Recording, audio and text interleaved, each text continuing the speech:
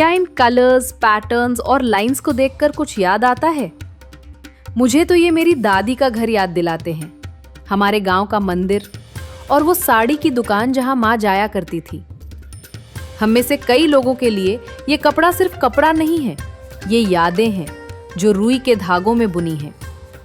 लेकिन क्या कभी सोचा है ये यादें कैसे और कहां बुनी जाती हैं? इन्हें बुनने वाला कौन है?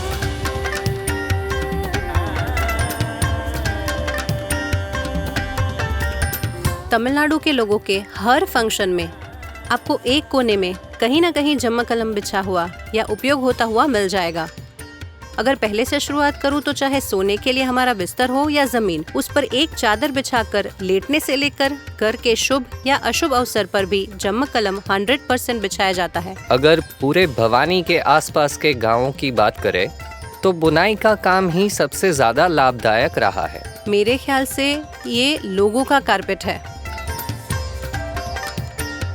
यह लकड़ी से बना होता है। साइज के हिसाब से इसमें तख्तियाँ, पाव तख्ती, कंघी, चरखी और करघे की फ्रेम होती है और इन्हीं के माध्यम से जमकलम तैयार होता है।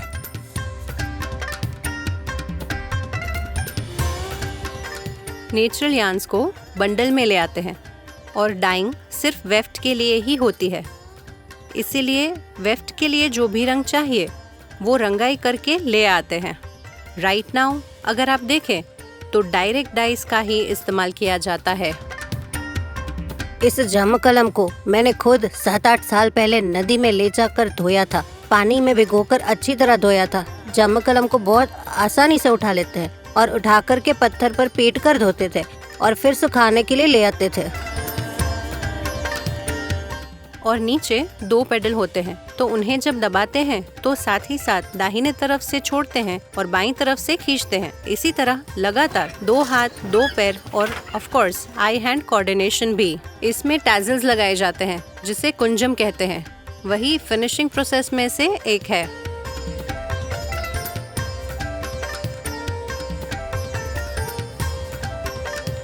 ये बहुत लंबे समय तक चलता है, 10 साल, 15 साल, मेरे पास तो 20 साल पुराना जमकलम भी है। यह वैसे ही बहुत शानदार रहता है, जबकि दुकान से खरीदी गई बेडशीट तो 1 या 2 साल ही टिकती है। आज की जनरेशन के लोगों में से एक भी व्यक्ति इस उत्पादन के काम में नहीं आ रहा है। तब शुभ कार्यों के लिए सब जमकलम खरीदते थे, अब कोई नहीं खरीदता। यह उद्योग तो हमारी पीढ़ी में ही खत्म हो जाएगा। जब जमक्कलम कारपेट मुश्किल दौर से गुजर रही थी, तब सरकार ने शुरू किया एक बड़ा कदम, 1 डिस्ट्रिक्ट 1 प्रोडक्ट ODOP अभियान। इसमें हर जिले को उसका खास प्रोडक्ट दिया गया और भवानी को मिली उसकी पुरानी पहचान, जमक्कलम कालीन। ये योजना सिर्फ परंपरा को बचाने की नहीं, बल्कि स्थानीय हुनर को दुनिया तक पहुंचाने की कोशिश है। गवर्नमेंट स्पॉन्सर्ड कुछ प्रोजेक्ट्स भी आते हैं, जैसे कि क्लस्टर विजिट, जिसमें वे डॉक्यूमेंटेशन करते हैं कि कारीगर इस क्राफ्ट को कैसे बना रहे हैं। उनके साथ जाकर लगभग 10 दिन ठहरना और इस कला को स्टेज बाय स्टेज सीखना, चाहे वे बुनकर हो या जो कोई भी इस बुनाई से संबंधित उद्योग में कुछ करना चाहता है। उन्हें बहुत सारे अलग अलग देशों में ले जाना, उनके उत्पादों को एग्जिबिट करना, यह उनके लिए एक नया एक्सपीरियंस, नई अपॉर्चुनिटी और एक एक्सपोजर भी है। इस कला की रक्षा के लिए और इस उद्योग को बचाने के लिए भवानी में औद्योगिक कॉलेज के माध्यम से औद्योगिक तकनीक का विकास किया जा सकता है।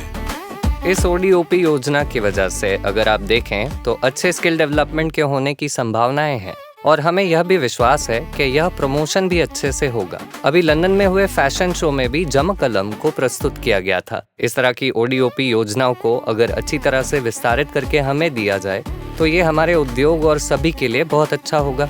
मैं उस दिन का इंतजार कर रही हूँ जब जमकलम को अलग अलग फॉर्म्स और फैक्टर्स में री-इमेजिन किया जाए और दुनिया को दिखाया जाए कि हम महज एक कारपेट से कहीं ज्यादा हैं।